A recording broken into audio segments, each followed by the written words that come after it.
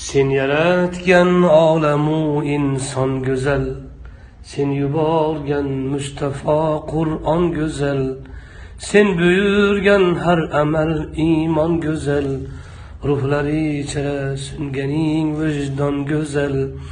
Bu go'zalliklar jamolingdan sening.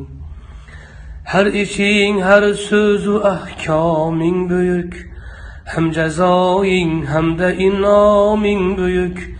Qilganing insonga ikroming buyuk, jannatingdek dini isloming buyuk. Bu buyukliklar jalolingdan sening. Sen yaratmish ikki dunyoing tugal, har sifating hamma asmoing tugal. Barcha manglaylarda imloing tugal, dillar ichra chekkan imzoing tugal. Bu tugalliklar kamolingdan sening.